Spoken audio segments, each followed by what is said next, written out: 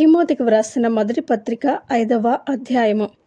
వృద్ధుని గద్దింపక తండ్రిగా భావించి అతన్ని హెచ్చరించుము. అన్నదమ్ములని, యవనులను, తల్లులని, వృద్ధుల స్త్రీలను, అక్కచెల్లెండ్రని పూర్ణ పవిత్రతతో యవన స్త్రీలను హెచ్చరించుము. నిజముగా అనాథలైన విధవరాండ్రను సన్మానింపుము. అయితే ఏ విధవరాలికైనను పిల్లలు కాని మనుమలు కాని యుండిని ఎడల వీరు మొదట తమ ఇంటి వారి ఎడల భక్తి కనపరుచుటకును తమ తల్లిదండ్రులకు ప్రత్యుపకారము చేయుటకును నేర్చుకునవలను. ఇది దేవుని దృష్టికి అనుకూలమై ఉన్నది. అయితే నిజముగా అనాథ అయిన విధవరాలు ఏకాకి అయ్యుండి దేవుని మీదనే తన నిరీక్షణ నుంచుకొని విజ్ఞాపనల యందును ప్రార్థనల యందును రెయ్యింబగళ్ళు నిలకడగా ఉండము. సుఖభోగముల యందు ప్రవర్తించినది బ్రతుకుచుండియు చచ్చినదయ్యుండను. వారు నిందారహితులయ్యుండునట్లు ఈలాగు ఆజ్ఞాపించుము. ఎవడైనను స్వకీయులను విశేషముగా తన ఇంటి వారిని సంరక్షింపకపోయిన ఎడల వాడు విశ్వాస త్యాగము చేసిన వాడై అవిశ్వాసి కన్నా చెడ్డవాడయ్యుండును. 60 ఏండ్ల కంటే తక్కువ వయసు లేక ఒక్క పురుషునికే భార్య అయి సత్క్రియలకు పేరు పొందిన విధవరాలు పిల్లలను పెంచి పరదేశులకు ఆతిథ్యమిచ్చి పరిశుద్ధుల పాదములు కలిగి శ్రమపడు వారికి సహాయం చేసి ప్రతి సత్కార్యము చేయు పూనుకునినదైతే ఆమెను విధవరాండ్ర లెక్కలో చేర్చవచ్చును. యవనస్తులైన విధవరాండ్రను లెక్కలో చేర్చవద్దు.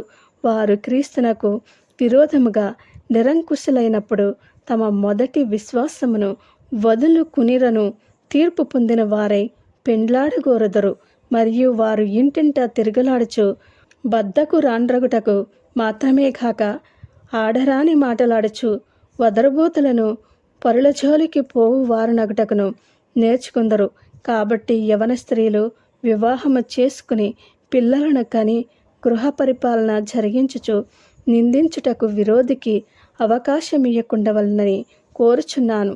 ఇంతకు ముందే కొందరు త్రోవ నుండి తొలగిపోయి సాతానును వెంబడించిన వారైరి.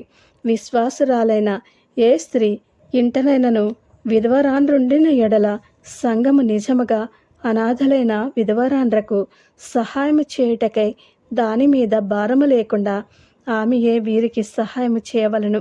బాగుగా పాలన చేయి పెద్దలను విశేషముగా వాక్యమందును ఉపదేశమందును ప్రయాసపడి వారిని రెట్టింపు సన్మానమునకు పాత్రులనుగా ఎంచవలను. ఇందుకు నూర్చెడి ఎద్దు మూతికి చిక్కము వేయవద్దు అని లేఖనము చెప్పుచున్నది. మరియు పనివాడు తన జీతమునకు పాత్రుడు. 2-3 సాక్షులుంటేనే కాని పెద్ద మీద దోషారోపణ అంగీకరింపకము. ఇతరులు భయపడు నిమిత్తము పాపము చేయవారిని అందరి ఎదుట గద్దింపుము. విరోధ బుద్ధితోనైనను పక్షపాతముతోనైనను ఏమీయూ చేయక నేను చెప్పిన ఈ సంగతులను గైకొనవలనని దేవుని ఎదుటను క్రీస్తు యేసు ఎదుటను ఏర్పరచబడిన దేవదూతల ఎదుటను నీకు ఆనబెట్టుచున్నాను. త్వరపడి ఎవరి మీదనైనను హస్త నిక్షేపణము చేయకము. పరుల పాపములలో పాలివాడవై ఉండకము. నీవు పవిత్రుడుగా ఉండునట్లు చూచుకొనుము.